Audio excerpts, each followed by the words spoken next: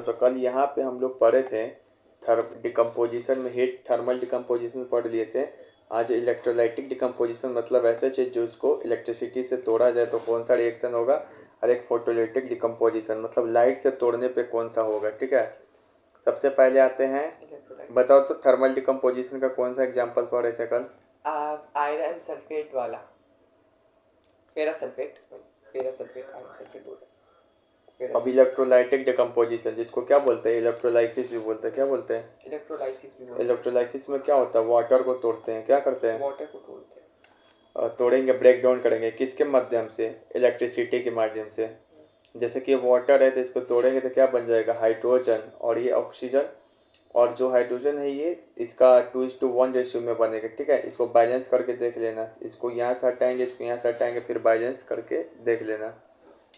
तो इसमें यही पढ़ते हैं कि किस तरीके से इलेक्ट्रिसिटी के माध्यम से क्या करते हैं, वाटर को तोड़ेंगे तो इसको क्या कहेंगे, इलेक्ट्रोलिसिस। इसको कहेंगे इलेक्ट्रोलाइटिक डिकम्पोजिशन।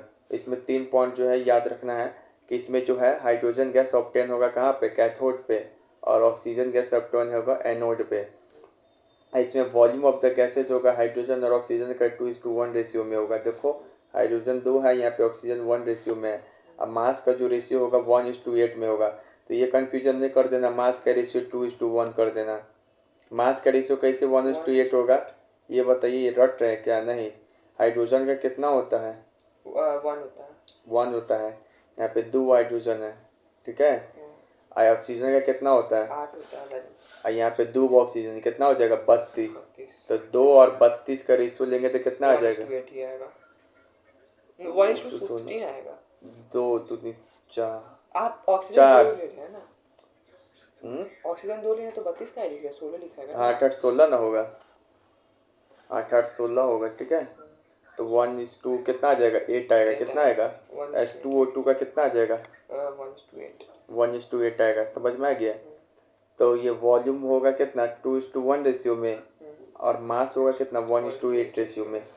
और कैथोड पे क्या ऑब्टेन होगा, बताओ? H2। और एनोड पे ऑक्सीजन। और उसका ये फिगर बना के एग्जाम में दिखा देना है कि देखिए इलेक्ट्रोलाइटिक डिकम्पोजिशन कर रहे हैं, फिगर भी आता है बनाने के लिए एग्जाम में। ऐसे रॉड लगा के, समझ में आ रहा है? ये एनोड रॉड है जिसमें पॉजिटिव चार्ज होता है, कैथोड है जिसमें नेगेटिव चार्ज होगा। कैथोड पे हाइड्रोजन का बबल बनेगा, एनोड पे ऑक्सीजन का। इसमें जो वाटर लेते हैं एक्सपेरिमेंट के लिए, प्योर वाटर नहीं लेते, हम लोगों को पढ़ाए हुए हैं, क्योंकि प्योर वाटर में कोई भी आयंस नहीं होता। इलेक्ट्रिसिटी जनरेट करने के लिए क्या चाहिए, आयंस चाहिए, इसी कारण। अब इसमें तो ये बता ही दिए तीनों पॉइंट, लेकिन एक बच्चा को रटने में कन्फ्यूजन होता है। इसका ट्रिक बना दिए पाव। क्या है पाव? पी मतलब पॉजिटिव, ए मतलब एनोड, ओ मतलब ऑक्सीजन। मतलब जो पॉजिटिव चार्ज है वो एनोड पे होता है और उस पर क्या निकलता है, बबल, ऑक्सीजन का। ठीक है ना, बच्चा हाइड्रोजन मार के आ जाता है एनोड पे। ठीक है, तो ये ट्रिक याद रख लेना, लिख भी लेना। अब उसके बाद इसी का एक्सपेरिमेंट किया गया तो इस पर चीज़ देखा गया, यहाँ पे ये सब भी लिख लेना। उसी एक्सपेरिमेंट से संबंधित है। कौन सा वाला, पीछे वाला से ही रिलेटेड है ये वाला एक्सपेरिमेंट से। यहाँ पे कि जब हम कैंडल को लाएंगे, अब जब एक्सपेरिमेंट के इलेक्ट्रोलाइटिक, एक बार कैंडल को ऑक्सीजन के पास रखेंगे, एक बार कैंडल को हाइड्रोजन के पास रखेंगे। तो जब कैथोड पे कौन था, हाइड्रोजन प्रेजेंट था। तो जब कैंडल को कैथोड के पास रखते हैं तो आपको सुनाई पड़ता है pop sound here and candle extinguish, pop sound here and candle extinguish। मतलब कि यहाँ पे जाएगा ना, आई फिर लिखा हुआ है combustible but not a supporter of combustion. पहले तो हाइड्रोजन का आवाज़ कैसे होता है, ऐसे पॉप साउंड होता है। ठीक है, पॉप साउंड किसका निकलता है, हाइड्रोजन का आवाज़ निकलता है। हाइड्रोजन है ना, जल कंबस्टेबल खुद है, लेकिन किसी के वो हाइड्रोजन जलने पे सपोर्ट नहीं करता है कैंडल पे। ठीक है, यहाँ पे है ऑक्सीजन, वो एनोड पे मिलेगा। यहाँ पर क्या होगा, कैंडल बहुत तेज़ी से जलने लगेगा। क्या होगा, यहाँ पे रखे तो कैंडल बुझ गया था, यहाँ पे कैंडल रखेंगे तो क्या होगा, बहुत तेज़ी से जलने लगेगा। और उसके बाद देखिए ऑक्सीजन क्या है, खुद कंबस्टेबल नहीं है लेकिन सपोर्ट करता है कंबस्टेबल। और तीसरा पॉइंट इसमें ये हम बताएं हैं, इसमें प्योर वाटर का क्यों यूज़ नहीं करते, क्योंकि pure water poor conductor of electricity है। इस कारण इसमें कुछ एसिड मिलाते हैं ताकि जो आयंस इससे निकल सके, डिसोसिएट हो सके और जाके इलेक्ट्रिसिटी जनरेट करे। उसके बाद यहीं पे CBSE 2023 में सवाल पूछा था, ये वाला सवाल, कि while electrolyzing water before passing the current, some drop of an acid are added. Why? Name the gases liberated at the cathode and the anode. Write the relationship between the volume of the gas collected at the cathode and anode. मतलब वो पूरा कह रहा है लिखने के लिए pure water क्यों नहीं यूज़ करते हैं, समझ में आ रहा है? एसिड मिलाते हैं क्यों, ठीक है? वो बात पीछे लिखवा दिए थे। उसके बाद बोला कैथोड पे कौन गैस, एनोड पे कौन गैस, ठीक है? फिगर भी कहेगा बना निकले तो फिगर भी बना देगा, नहीं बोले 5 नंबर में है तो खुद भी फिगर बनाना पड़ेगा। उसके बाद है फोटोलैटिक अब उसके बाद क्या पढ़ दिया हम लोग, ये वाला पढ़ दिए, ये दोनों कर दिए, ये डिकम्पोजिशन में पढ़ दिया, अब ये बाकी है फोटोलैटिक डिकम्पोजिशन। फोटोलैटिक डिकम्पोजिशन को क्या बोलते हैं? फोटोलिसिस। इलेक्ट्रोलाइटिक डिकम्पोजिशन को क्या बोलते हैं? इलेक्ट्रोलिसिस। अब यहाँ पे देखो एक बार, ये चाइना डिश ऐसे दिखाई पड़ रहा है, चाइना डिश मतलब बर्तन का नाम होता है ये। अब यहाँ पर क्या है, सिल्वर क्लोराइड रखते हैं, क्या रख दिया है? Silver chloride. लेकिन सिल्वर क्लोराइड को हमेशा क्या करते हैं हम लोग? बोतल्स में रखते हैं, क्योंकि जैसे सनलाइट की रोशनी में आता है इस पर रिएक्शन होने लगता है। ये देखो जैसे सिल्वर क्लोराइड है, तो सिल्वर क्लोराइड का जो ओरिजिनली कलर होता है ना वाइट कलर का होता है, लेकिन जैसे सनलाइट इस पर पड़ेगा ना सिल्वर क्लोराइड पे, तो ये ग्रे हो जाएगा। क्या हो जाएगा? ग्रे हो जाएगा। और जो क्लोराइड है ये येलोइश ग्रीन कलर का, मतलब टूट जाएगा आपस में, और ये ग्रे कलर का हो जाएगा। AgBr जो है ये जो है ये भी क्या है, अपना कलर चेंज कर देगा, ठीक है, और टूट जाएगा।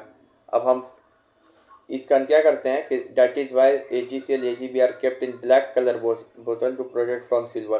तुमसे पूछेगा कि क्यों इसको बोतल में केप्ट करके रखते हैं? बिकॉज इन द पर लिखेगा because in the presence of the sunlight they will dissociate, और उसका ये रिएक्शन लिख के दिखा देगा। हाँ, लेकिन तो हम लोग चांदी को तो नॉर्मल रख लेते हैं Ag को। अरे पागल, चांदी बोला जा रहा, हमको ये AgCl ही चाहिए, AgBr ही चाहिए। क्यों? क्योंकि AgCl AgBr का ही उपयोग होता है ब्लैक एंड वाइट फोटोग्राफी में। अब हमको यही चाहिए, अभी टूट ही जाएगा तो क्या घंटा से बनाएगा ब्लैक एंड वाइट फोटोग्राफी, ठीक है? तो इस दोनों का उपयोग होता है, इसी कारण इसको बोतल में रखा जाता है, ठीक है? समझ में आ गया इतना?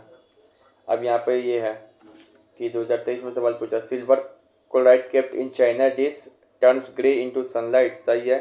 Right the colour of the silver when what is was kept in China dish. बताओ क्या कलर होगा जब इसको चाइना डिश में रखा जाएगा? तो ब्लैक कलर। कौन होगा? Black. Black colour, black colour grey, grey colour होगा, क्या होगा? ग्रे होगा। ग्रे कलर होगा, क्या होगा? Grey colour grey. Grey colour होगा। Name the type of chemical reaction taking place and write the chemical equation. अब बताए ना, इसको ऐसे लिख देगा, state one use of reaction, name one more chemical which can be use for the same purpose. बता। Same purpose, photolysis. किस purpose के लिए यूज करते हैं? फोटोलाइसिस के, फोटोग्राफी में। फोटोग्राफी में बोल रहा है कि one use of reaction, name one more chemical. एक और कौन होता है? एक तो AgBr होता है, कौन होता है? AgCl बता दिया कि AgBr भी होता है, ठीक है? समझ में आ गया? लिख लेना भी सब, ठीक है? क्वेश्चन भी लिखना जैसे इसे बताया जा रहा है। उसके बाद फिर है डिस्प्लेसमेंट रिएक्शन। क्या है? Displacement reaction. डिस्प्लेसमेंट रिएक्शन किसको कहते हैं? तो डिस्प्लेसमेंट रिएक्शन इसको कहते हैं, मान लो कि जैसे कोई एक ये आदमी है और ये दोनों में प्यार है, तो ये वाली लड़की इसके साथ आ जाएगी। क्यों आएगी? जब ये क्या होगा, बी कमज़ोर होगा, बी क्या होगा, बोका होगा, तो ये AC में चली जाएगी। अब बी क्या हो, बोका रहेगा, मतलब बी कमज़ोर होगा तो क्या करेगा, C डिस्प्लेस कर देगा। बी कमज़ोर होगा तो C क्या करेगा, डिस्प्लेस कर देगा। समझ में आ गया? तो ये A अकेला है, अब ये इस कैसे डिस्प्लेस करेगा बी को, जब बी बोका हो, ठीक है? More reactive element replace less reactive element from its compounds. जो मोर रिएक्टिव एलिमेंट होगा वो लेस रिएक्टिव एलिमेंट को कंपाउंड में क्या करेगा, डिस्प्लेस कर देगा। यहाँ पर ए क्या है, मोर रिएक्टिव है, किससे रिएक्टिव है, बी से, तभी ना ए सी से मिल रहा है। किसी से रिएक्टिव है, ए से रिएक्टिव है, मतलब ए सी रिएक्टिव है, बी से रिएक्टिव नहीं है। बी से ना ज़्यादा रिएक्टिव है पे होता, तब ना बी अकेले छूट गया। हाँ, रिप्लेस हो गया, बी ज़्यादा रिएक्टिव है। मैं समझ में आया, ये भी लिखेगा, ये भी लिखा जाता है, एग्जाम में बताया जाता है कि इससे हो रहा है। जैसे कॉम्बिनेशन बताए थे ना, A+B = C, डिकम्पोजिशन बताए थे, ए भी जो भी था वो टूट कैसे हो गया था। अब उसके बाद है यहाँ पे देखो, जब भी डिस्प्लेसमेंट कैसे करेगा तब ये बताए थे। सबसे ऊपर कौन होता है रिएक्टिव, पोटासियम, फिर उससे कम सोडियम। ऐसे नीचे की ओर जाओगे, ये रिएक्टिविटी सीरीज है, नीचे की ओर जाओगे तो ये काशीनाथ काशीनाथ का माली आलू जरा फीके पकाता है, कौन है आगे आओ। ठीक है, तो पूरा याद कर देना। जैसे ही इसे ऊपर जाएगा वो ज़्यादा रिएक्टिव होगा, नीचे आएगा वो कम रिएक्टिव होगा। अब जैसे कि बताओ कि हाइड्रोजन है वो जिंक को रिप्लेस कर पाएगा? नहीं कर पाएगा। जिंक ऊपर आ रहा है, हाइड्रोजन नीचे आ रहा है, जिंक हाइड्रोजन को रिप्लेस कर देगा। ठीक है, अब आते हैं जैसे कि यहाँ पर है, हम एक तरफ रिएक्टिविटी सीरीज तुमको लिख दिए हैं। मान लो एग्जाम में देगा कि इसको चलिए आप हमको इसको लिख के दिखाइए क्या होगा रिएक्शन। ठीक है, जैसे जिंक है, कॉपर सल्फेट है, कॉपर सल्फेट का कलर क्या होता है? ब्लू होता है। तो देखो जिंक जो है, अगर कॉपर सल्फेट में से कॉपर को हटाएगा कब? जब जिंक कॉपर से खुद पावरफुल होगा तब। तो जिंक देखो ऊपर है, कॉपर नीचे है, तो हटा देगा ना, तो जिंक का दोस्ती हो जाएगा सल्फेट के साथ, अब कॉपर बेचारा डाइवोर्स ले लेगा। तो ये कलरलेस हो गया, ये रेड ब्राउन हो गया। उसके बाद जो जिंक है हाइड्रोजन को कब हटा पाएगा? सल्फेट के साथ कब दोस्ती कर पाएगा? जब जिंक ऊपर आ जाए हाइड्रोजन से। देखो रिएक्टिविटी सीरीज में है, नहीं समझ में आया लिख के एक बार यहाँ देख लेना, उसके बाद बनाना सवाल तो हो जाएगा। अगर यहाँ पे अगर तुमसे सिर्फ ये तो इसे लिखने के लिए भी दे सकता है, सिंपली ऐसे देख के देगा कि बताइए in this case hydrogen gas will liberate और नॉट। तो कब लिबरेट करेगा? जब इसमें से हटेगा तब ना। नहीं हटेगा तो करेगा क्या? समझते जाओ, यही में से आएगा सवाल कुछ कुछ घुमा के। फिर से आयरन है, कॉपर सल्फेट है। अब आयरन सल्फेट के साथ कब दोस्ती करेगा? जब आयरन जो कॉपर से मजबूत होगा तब। मतलब ये वाला ज़्यादा रिएक्टिव होना चाहिए, ये वाला ज़्यादा होना चाहिए। इसको दे दे रहे हम ए, इसको दे दे रहे ए, इसको दे दे रहे ए, ये बी सी। यहाँ पे बोका कौन है? Copper, hydrogen, copper.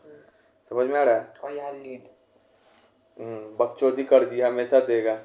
ये सी यू क्या है? लेस रिएक्टिव है। हाँ, तो वो सब बकचोदी में नहीं बहना। यहाँ पे क्या हो गया अब की बार? जरूरी है कि हर एक आदमी, हर एक औरत, हर एक लड़की किसी से पटी जाएगी? तुम्हारे जैसा है छपरी का है, कोई कोई छपरी भी तो घूमता रहेगा। तो जो लेस रिएक्टिव होगा तो नहीं डिस्कस कर पाएगी, बोलेगी कि no I hate you, I am engage with someone.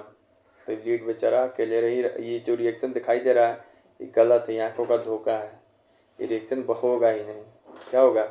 ये ऐसे ही रहेगा, ये इसके साथ छोड़ेगी नहीं। आलू तूने मुझे धोखा दे दिया। ठीक है, ठीक है। फिर से iron nail in copper sulphate. Iron अब इसी का क्या है, डिस्प्लेसमेंट रिएक्शन में ये सब तो रिएक्शन है ही, इसी में सबसे फेमस एक दो वो रिएक्शन तुमको दिया हुआ है क्या ये बुक में, एनसीईआरटी में एक्टिविटी में। Iron nail in copper sulphate, iron nail in copper sulphate.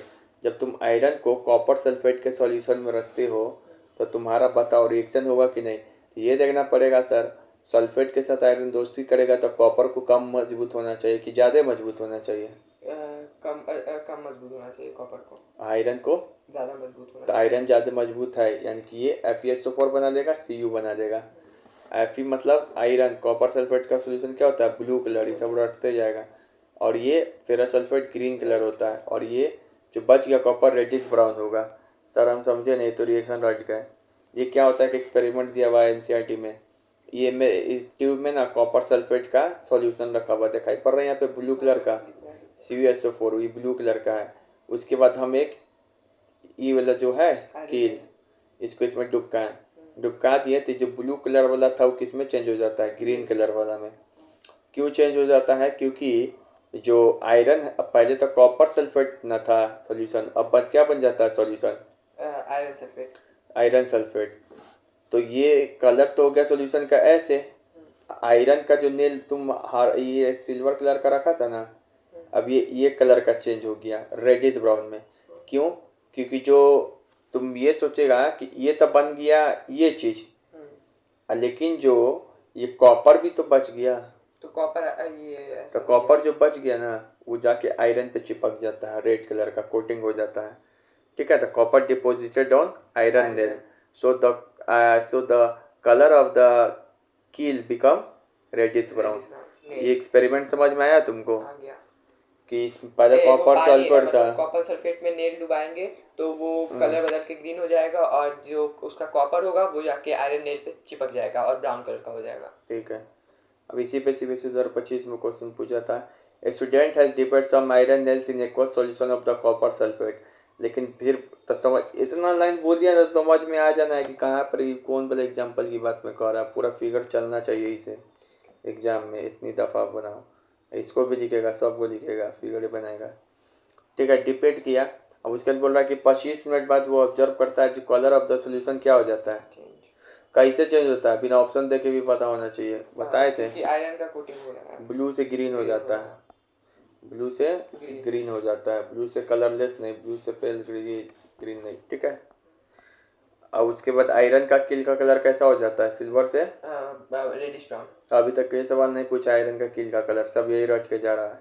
ठीक है, हमरा से तो वही सवाल दे देते हैं, आयरन का नेल का कलर और लिख देते ब्लू से ग्रीन।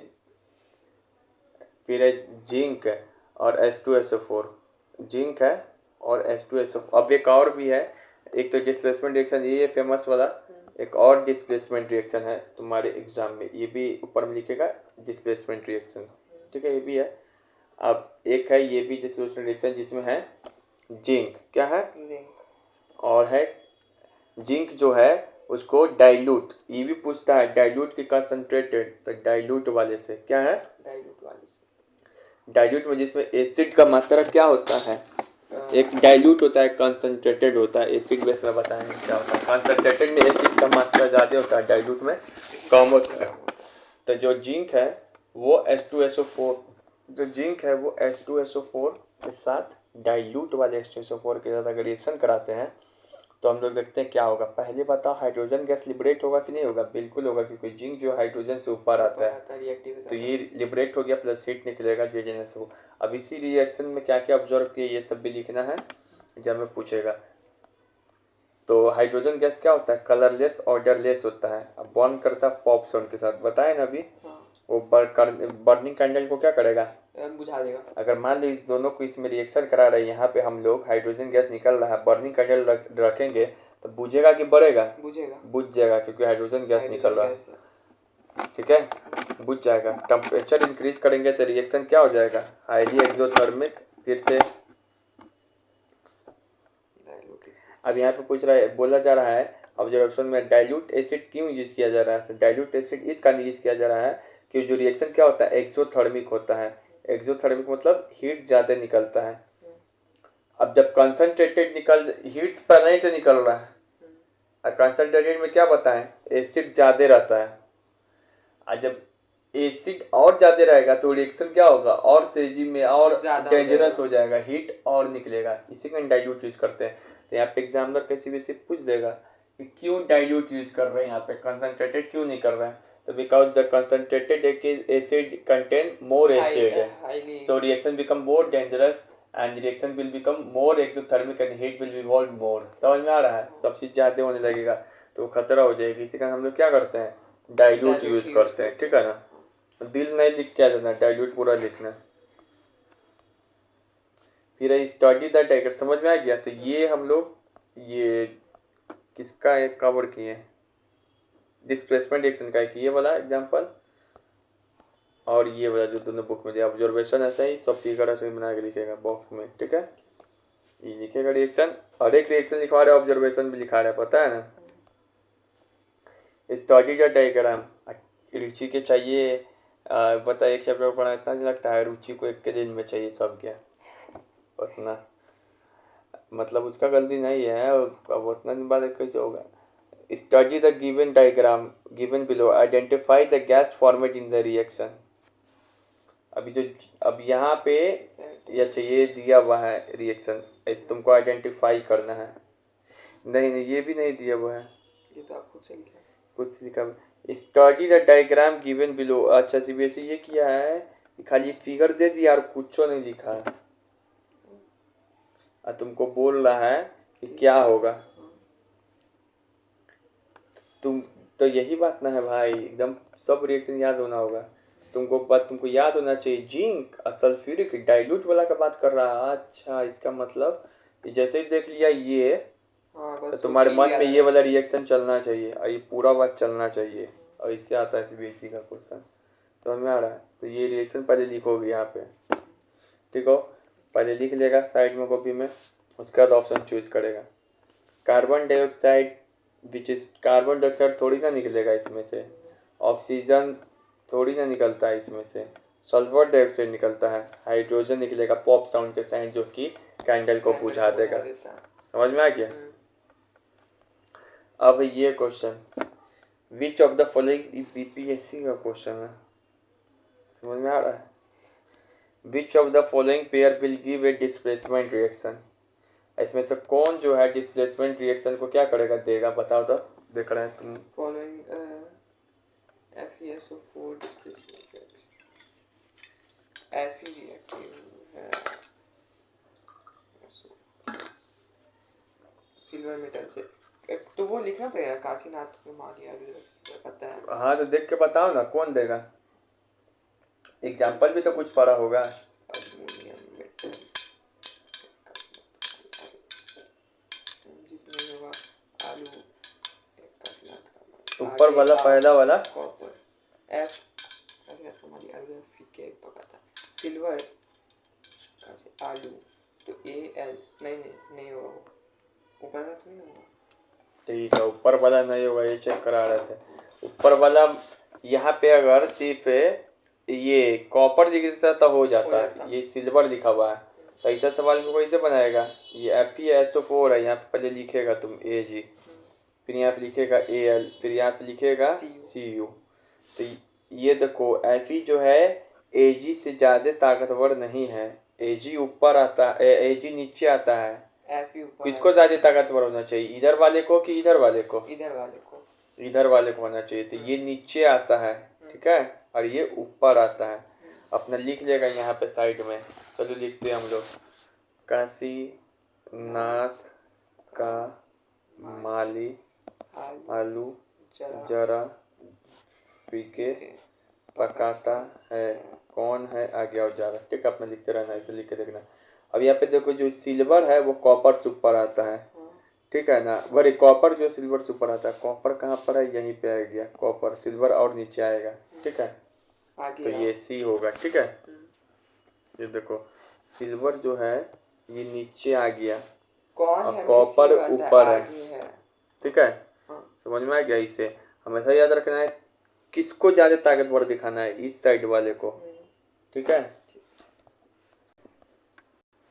अब है डबल डिस्प्लेसमेंट रिएक्शन, देखता है डिस्प्लेसमेंट, ये डबल डिस्प्लेसमेंट है, मतलब दो बार पहले क्या हो रहा था, अब ये वाला अच्छा देखा है? हाँ। मेरी बीबी तुम्हारी बीबी इसकी बीबी एक्सचेंज हो जाती है बॉबी देओल के साथ, आप ही कर रहे थे ऐसे। हाँ तो अक्षय कुमार का फिल्म देखा है, बोलता है चल साला तुमको दिखाना, इसमें क्या होता है, मतलब इधर का उधर हो जाता है, उसमें तो एक के बना सीखता है। हाँ, इसमें तो दोनों ही आ सकता है, ए जो चला जाएगा C के साथ, बी चला जाएगा D के साथ, ठीक, तुम्हारी गर्लफ्रेंड मेरी गर्लफ्रेंड, मेरी गर्लफ्रेंड तुम्हारी गर्लफ्रेंड, एक्सचेंज कर देता है आपस में।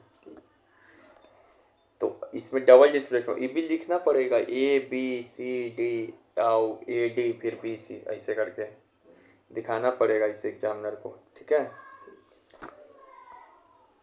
इसमें क्या होता है, exchange of ion between reactants होता है, एटम्स का चेंजिंग नहीं होता है, आयंस का होता है। क्या होता है, समझ में आ रहा है? अब यहाँ पे देखो, इसका सबसे फेमस एग्जाम्पल ये है, दिखेगा कि Na2BaSO4 कलरलेस होता है, और BaCl2 भी कलरलेस होता है। अब क्या करेगा, NaCl2 के साथ आ जाएगा, BaSO4 के साथ आ जाएगा। ऐसा क्यों? ऐसे आ जाता है एक दूसरे के साथ एक्सचेंज करके, ठीक है। आई जो BaSO4 बना ना, वाइट पर्सिपिटेट हो जाएगा, जाके नीचे बढ़ जाएगा पानी में। इसमें पर्सिपिटेट भी बनता है, डबल किस पूछेगा किस रिएक्शन में पर्सिपिटेट बनता है, डबल डिस्प्लेसमेंट। इसको बैलेंस करके देखेगा, ठीक है, यहाँ पर से 2 हटाएगा, इसको लेगा AI पर भी डाल देगा इसका बैलेंस कि please give me equation balance, देखेगा तुम सही किया है कि नहीं। ठीक है, चेक कर लेना। अब ये जो रिएक्शन बताया अब उसका ऑब्जर्वेशन भी बताएंगे। अब जो व्हाइट प्रेसिपिटेट बैठा बताओ कैसा है, इनसोल्यूबल होगा वाटर में। क्या होगा, इनसॉल्युबल होगा वाटर। सॉल्यूबल रहता तो प्रेसिपिटेट बैठता है। नहीं बैठता उससे बात। अब जो ऑब्जर्वेशन क्या है, white insoluble precipitate BaSO4 format होगा। पूछेगा क्या फॉर्मेट होता है, तो ये BaSO4 फॉर्मेट होता है। अभी बता ही दिए हैं कि डबल डिस्प्लेसमेंट रिएक्शन है, प्रेसिपिटेट रिएक्शन है। इसमें जो क्या होता है, आयंस इन सॉल्यूशन क्या होता है, आफ्टर रिएक्शन आयंस बचा रहता है। अब ये देखो इसके ऊपर तो कोई आयंस नहीं है, ये नीचे जाके बढ़ जाता है, लेकिन जो आयंस बचा रहता है ना वो पानी में तैरते रहता है। क्या करता है, पानी में तैरता है। तो बस यही बात लिखा हुआ है। ठीक है, अब इसी तरीके से एक और डबल डिस्प्लेसमेंट रिएक्शन का यहाँ पे लिखा हुआ है, उसका नाम क्या है, एक लीड नाइट्रेट वाला भी डबल डिस्प्लेसमेंट का रिएक्शन है, PbNO3 का होल ट्वाइस। ये Pp क्या कलरलेस है, इसको क्या बोलते हैं, लीड नाइट्रेट। क्या बोलते हैं, लीड नाइट्रेट। इसको भी बैलेंस करेगा, इसको यहाँ से काट के यहाँ से काट के। ठीक है, ये Kl जो है, अब इसके साथ क्या करेंगे, पोटेशियम आयोडाइड के साथ क्या करेंगे, रिएक्ट कराएंगे, तो बनेगा तुमको लीड आयोडाइड। और ये येलो कलर का रहता है, वो पीछे व्हाइट कलर का था, ये येलो कलर का है। ये भी प्रेसिपिटेट हो जाएगा वाटर में और बन जाएगा, अब तुमको प्लस KNO3 बचेगा, पोटेशियम नाइट्रेट। क्या ऑब्जर्व किया कि येलो इनसॉल्युबल सब्सटेंस जो प्रेसिपिटेट हो जाएगा, पोटेशियम आयोडाइड, आयंस जो है सॉल्युबल होगा, बचेगा। डबल डिस्प्लेसमेंट प्रेसिपिटेट रिएक्शन है ये। कभी तुमसे ये पूछ देगा ना कि डबल डिस्प्लेसमेंट रिएक्शन या प्रेसिपिटेट रिएक्शन किसको बोलते हैं, तो ये डेफिनेशन लिख के आएगा। When two aqueous soluble solution react, ये सॉल्युबल है, ये भी सॉल्युबल है, जब रिएक्ट करेगा तो एक सेमी सॉल्युबल बनाएगा, सेमी सॉल्युबल सा है, और जो साल्ट होगा प्रेसिपिटेट हो जाएगा। इसी को कहेंगे, ऐसे रिएक्शन को प्रेसिपिटेट रिएक्शन। अब यहाँ पे सवाल पूछा कि वाट, अब तो ये रिएक्शन देख लिया ये दोनों, अरे देखा नहीं रे, बोलो ना देख लिया कैसा रिएक्शन था वो दोनों, एक लीड नाइट्रेट और एक बेरियम सल्फेट। BF। अब यहाँ पे देखो, what is observe in the aqueous solution of the sodium sulphate added to the aqueous solution the barium chloride in a test tube. 25 का क्वेश्चन है, पता है ना, 2-3 सेट में पेपर आता है, इसी का इतना सारा question. The right chemical equation for the reaction that occurs and name that type of reaction. White insoluble substance precipitate हुआ BaSO4 में। ठीक है, अरे नहीं होगा, यही ना होगा यार, वही कह रहा है लिखने के लिए, नहीं समझ में आ रहा है। अच्छा, तो सिंपली बोल दिया लिखने के लिए उसको। Which of the following is the different from the remaining 3। अब इसमें से ये सवाल है, इसके ऊपर नहीं देखो क्या लिखा हुआ है। तो उसने पूछा, ये बोल रहा है ना कि ये बोल रहा है कि इसमें से कोई भी रिएक्शन डिफरेंट है, बताइए कैसे। अच्छा, पहले देख के बताइए कौन रिएक्शन, अभी 4 वो रिएक्शन पढ़ाए तो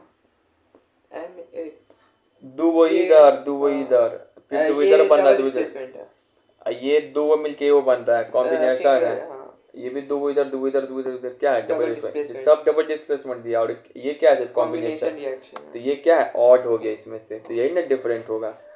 ऐसे भी पूछ सकता है, लिख लेना और लिख लेना बगल में, ये कॉम्बिनेशन है, बाकी सब नीचे में ये है डबल डिस्प्लेसमेंट। अब यहाँ पर एक नया रिएक्शन है जिसका नाम है एक्सोथर्मिक रिएक्शन किसको बोलेंगे, और एंडोथर्मिक रिएक्शन किसको बोलेंगे।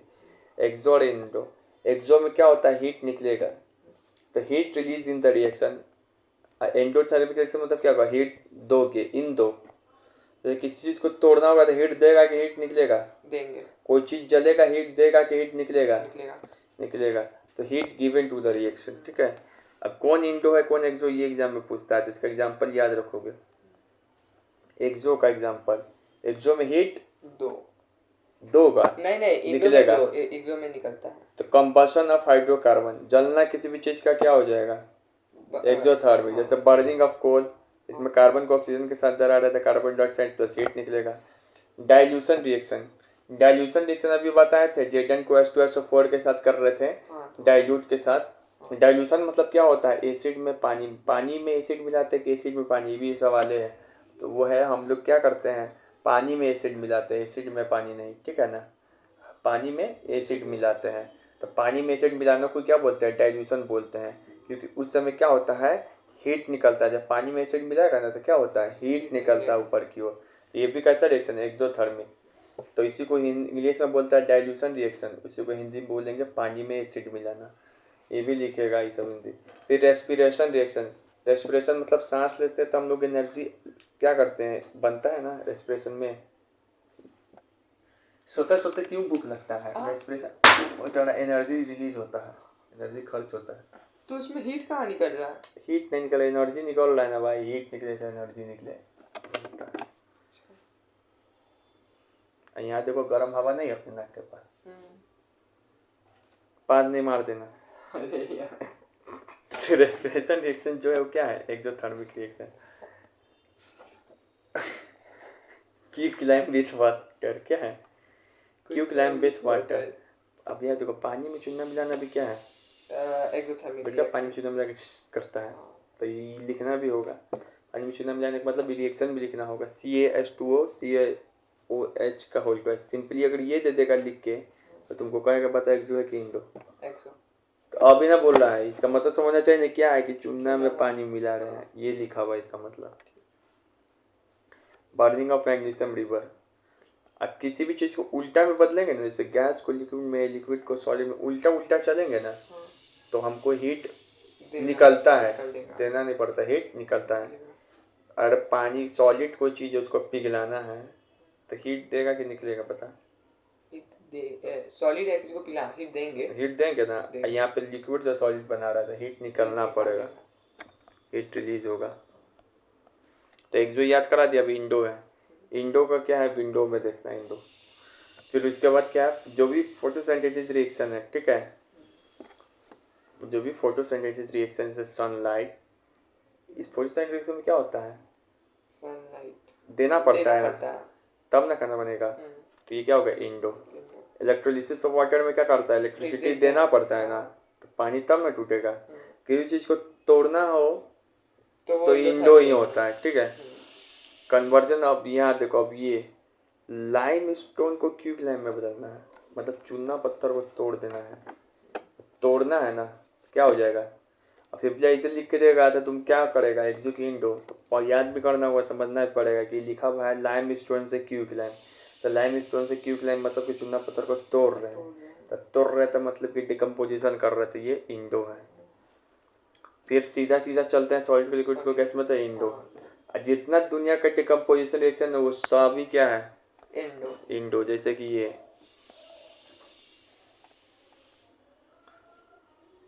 चूना पत्थर को तोड़ना, फेरस सल्फेट को तोड़ना, फेरिक ऑक्साइड में सल्फर डाइऑक्साइड सल्फर डाइऑक्साइड बनना, लीड नाइट्रेट को तोड़ना, फिर से उसके बाद ये पानी इलेक्ट्रोलिसिस ऑफ वाटर, AgCl को तोड़ना, AgBr को तोड़ना, ये सब पता है ना। अब ये हो गया। अब ये चीज़ बता रहे हैं कि अभी जो हम यहाँ पे थोड़ा देर पहले ये बताए हैं कि ये जो है ये क्या है, ये इंडो है। इसके पीछे भी बताएं ये क्या है, एक्सो है। अब जो एक्सो इंडो जो है, तो इसमें हम चीज़ बता रहे हैं, जैसे कि ये चार्ट BBI है अपने से तैयार किए हैं, कहीं नहीं मिलेगा। सॉलिड से जाएगा लिक्विड, लिक्विड से गैस, क्या हो गया, सीधा सीधा चल रहा है ना। सॉलिड से लिक्विड मतलब क्या होता है, मेल्टिंग। इसको क्या बोलते हैं, वेपराइजेशन। इसको क्या बोलते हैं, सब्लिमेशन। मतलब ये सब अगर नाम लिख के दे कि मेल्टिंग क्या है, सिंपली पूछते हैं मेल्टिंग एक्सोथर्मिक, तो सिंपली ऐसे पूछेगा मेल्टिंग, तो तुमको सोचना पड़ेगा मेल्टिंग मतलब सॉलिड से लिक्विड, ठीक है, लिक्विड से गैस, अब लिक्विड से गैस, सॉलिड से लिक्विड। फिर उसके बाद यहाँ पे तो क्या हो जाएगा, एक्सो, क्या हो जाएगा, इंडो। और तुम फिर ये समझ में आ रहा है क्या समझाना चाह रहे हैं, उल्टा उल्टा चल रहा है। तुमसे मान लो कि कंडेंसेशन क्या है, तो देखोगे कंडेंसेशन मतलब होता है गैस से लिक्विड, उल्टा चल रहे हैं तो क्या होगा, एक्सो। तो बहुत बच्चा को समझाता नहीं टीचर, वो रटवाता है, रट लो, मेल्टिंग मतलब क्या हो जाएगा, एक्सो इंडो, और वो एक्सो इंडो करता रह जाता है। लेकिन तुमको समझा दिए यहाँ पे चार्ट बना के, ठीक है, कब एक्सो होगा कब इंडो होगा, कब एनर्जी देना पड़ेगा कब एनर्जी रिलीज होगा, ठीक है, ये भी लिखेगा। अब यहाँ पर एक है क्वेश्चन, अब बोला इसमें कौन एक्सोथर्मिक प्रोसेस है बताओ, घर पे बनाना है, इसका आंसर यहाँ लिख दिए, बाद में देखना। अब ये है तुमको ये दे दिया सिर्फ। तो पहले तो ये देखो कौन सा रिएक्शन है, फोटोसिंथेसिस है कि रेस्पिरेशन है? फोटोसिंथेसिस है यार, फोटोसिंथेसिस में ग्लूकोज इधर ना बनता है, रेस्पिरेशन है। तो रेस्पिरेशन में क्या करते हैं, अभी तो बताया नाक से गर्म हवा निकल रहा है, हीट रिलीज होता है, एनर्जी रिलीज होता है, तो एक्सोथर्मिक है। फिर है डिकम्पोजिशन। अब इसमें से बोल रहा है कि तुमको बताना है एंडोथर्मिक कौन है।